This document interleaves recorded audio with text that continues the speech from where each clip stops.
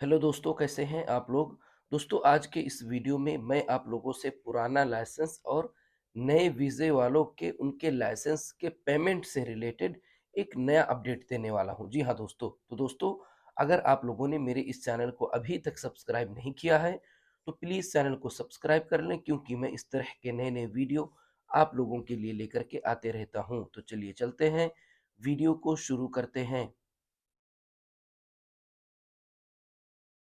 तो दोस्तों, आप लोगों को भी पता है कि जितने भी लाइसेंस प्रिंट कराने वाले होते हैं, उनमें से ज़्यादातर ऐसे लोग होते हैं दोस्तों, जो अभी कुछ टाइम पहले या तो नए वीज़े पर सऊदी अरबिया आए हुए होते हैं।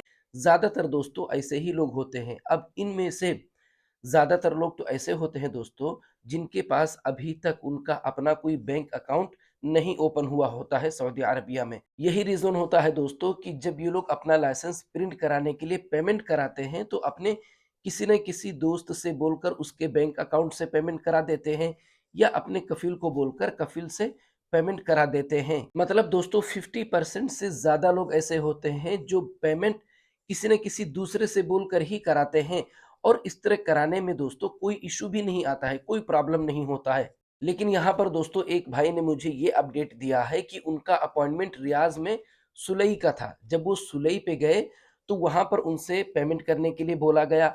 ऑनलाइन उन्होंने कुछ पेमेंट तो किया था, लेकिन वो पेमेंट दोस्तों नाकाफ़ी था। फिर उनसे बोला गया कि आपको पेमेंट यहीं पर काउंटर पे ही करना पड़ेगा। उनके पास में एटीएम कार्ड था, उन्होंने एटीएम कार्ड निकाला पेमेंट करने के लिए, तो उनसे ये पूछा गया कि ये एटीएम कार्ड किसका है? तो उन्होंने बताया कि मेरे भाई का है।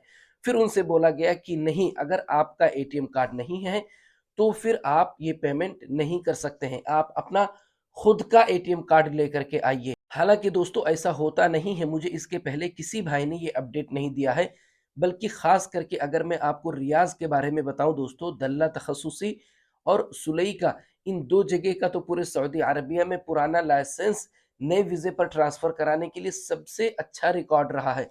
लेकिन हो सकता है कि वहाँ पर कोई उस टाइम पे बैठा रहा हो, जिसका माइंड ऑलरेडी पहले से डिस्टर्ब रहा हो। ऐसा हो सकता है दोस्तों। वरना आप लोगों को पता होगा दोस्तों कि कितने सारे लोग दूसरे के बैंक अकाउंट से पेमेंट कराए हैं, और आप लोगों को ये भी पता होगा कि कितने ऐसे लोग हैं, जिनके पास में उनका एटीएम कार्ड ना होने की वजह से वो किसी दूसरे का एटीएम कार्ड लेकर गए हैं और काउंटर पे पेमेंट भी किए हैं। लेकिन यहाँ पर दोस्तों उनसे ये बोला गया कि एटीएम कार्ड आपके नाम से होना चाहिए। अब दोस्तों, मान लेते हैं मिसाल के तौर पर आपका बैंक अकाउंट ओपन होने में प्रॉब्लम हो रहा है। आपका एटीएम कार्ड निकलेगा नहीं जब तक कि आपका बैंक अकाउंट ओपन नहीं होगा। उसके लिए दोस्तों आप लोग एक काम कर सकते हैं। आप लोगों के पास में अगर एसटीसी पे का अकाउंट है, तो आप लोग एसटीसी पे का जो मादा का कार्ड है दोस्तों, उसको अप्लाई कर दीजिए। अगर पहले से आपके पास में है तब तो ठीक है, और अगर पहले से आपके पास में नहीं है, तो एसटीसी पे का अगर अकाउंट है तो मादा कार्ड अप्लाई कर दीजिए।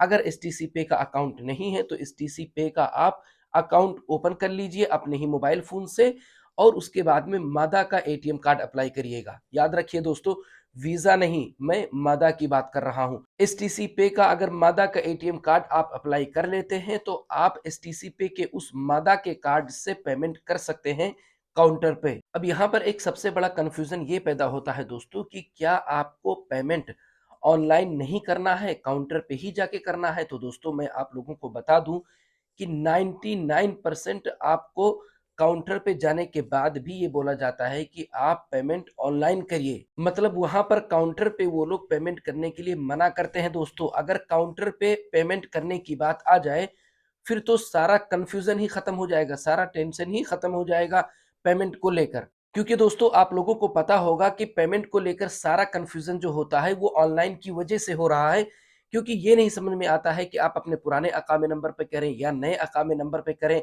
कितना पेमेंट करें, एक्सपायरी फाइन कैसे पे करें, अलग-अलग तरह का कन्फ्यूज़न होता है दोस्तों। तो अगर काउंटर पे पेमेंट करने की बात आ जाए दोस्तों, फिर तो सारा टेंशन ही खत्म हो जाएगा। तो दोस्तों आप लोग काउंटर पे पेमेंट करने के भरोसे बिल्कुल भी मत जाएँ। आप ऑनलाइन पेमेंट करके जाएँ। अगर फॉर एग्ज़ाम्पल आपसे बोला जाता है काउंटर पे पेमेंट करने के लिए आप अपने साथ में मादा का कार्ड लेकर के जाएँ। अगर आपसे बोला जाता है तो आप पेमेंट कर दें वहाँ पर, उसके बाद आपने ऑनलाइन जो पेमेंट किया था उसको आप रिफंड कर लें। क्योंकि दोस्तों जिन भाई ने काउंटर पे पेमेंट करने के लिए अपडेट दिया है दोस्तों, मुझे उसका 2 रीज़न हो सकता है। सबसे पहला रीज़न तो ये हो सकता है दोस्तों, क्योंकि इन भाई ने जो पेमेंट किया था ऑनलाइन, वो पेमेंट दोस्तों नाकाफ़ी था। इतने का पेमेंट उन्होंने नहीं किया था कि जितने में उनका जो एक्सपायरी फाइन है, रिन्यूअल फीस है, सारी चीज़ें आ जाएँ। इन्होंने पेमेंट कम किया था। हो सकता है इसलिए इनसे पेमेंट काउंटर पे करने के लिए बोला गया। दूसरा रीज़न ये हो सकता है दोस्तों कि आप लोगों को पता है कि मूड-मूड की बात होती है। हो सकता है कोई उस टाइम पे काउंटर पे बैठा रहा हो, जिसके मूड में आया हो कि नहीं भाई, पेमेंट आपको काउंटर पे ही पे करना है। इसलिए दोस्तों मैं आप लोगों को मशवरा यही दूँगा कि आप लोग पेमेंट ऑनलाइन ही करके जाएँ। वो एक अलग बात है कि आप लोग एहतियात के तौर पर अपने साथ में मादा का कार्ड लेकर के जाएँ। पहले कितने ऐसे लोग दोस्तों सुलई से ही अपना लाइसेंस प्रिंट कराए थे और उन्होंने ऑनलाइन पेमेंट भी किया था।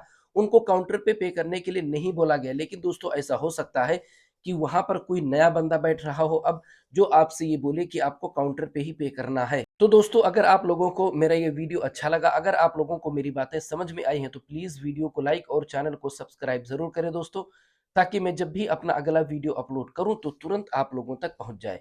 मिलते हैं अगले वीडियो में।